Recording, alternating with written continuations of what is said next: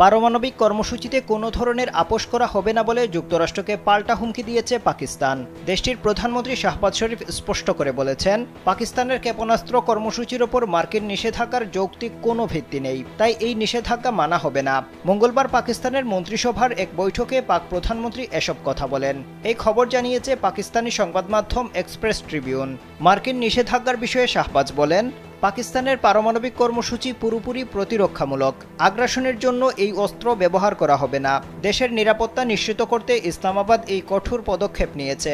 এ থেকে পিছু হটার কোনো সুযোগ নেই। পাকিস্তানের জাতীয় নিরাপত্তা কমপ্লেক্স ও অন্যান্য সংস্থার ওপর যুক্তরাষ্ট্রের আরোপিত নিষেধাজ্ঞায় তীব্র অসন্তোষ প্রকাশ করে তিনি বলেন, একটি বিষয় স্পষ্ট, এই কর্মসূচি কোনো রাজনৈতিক দলের নয়। স্যান্ডেলিনা সো, রূপচর্চায় আভিজাত্য। এটি পাকিস্তানের 24 কোটি মানুষের। এই কর্মসূচি পাকিস্তানিদের পছন্দের। পারমাণবিক কর্মসূচি নিয়ে কোনো আপোষ করা হবে না। পুরো জাতি এই ইস্যুতে ঐক্যবদ্ধ।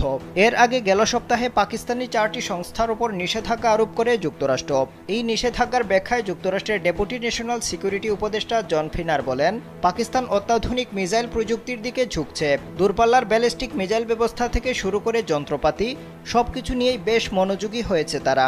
একবার এই ব্যালিস্টিক মিসাইল বানিয়ে ফেললে সেগুলো পরীক্ষার জন্য বড় ধরনের রকেট মোটরের প্রয়োজন হবে। এই ধারা অব্যাহত থাকলে পাকিস্তানের সক্ষমতা অনেক বৃদ্ধি পাবে। এরপর পাকিস্তানের এই মিসাইল দক্ষিণ এশিয়ার বাইরে যুক্তরাষ্ট্রে আঘাত হানতে সক্ষম হবে। এতে রাশিয়া, চীন এবং উত্তর কোরিয়ার মতো পাকিস্তান ও যুক্তরাষ্ট্রের জন্য হুমকি হয়ে উঠবে।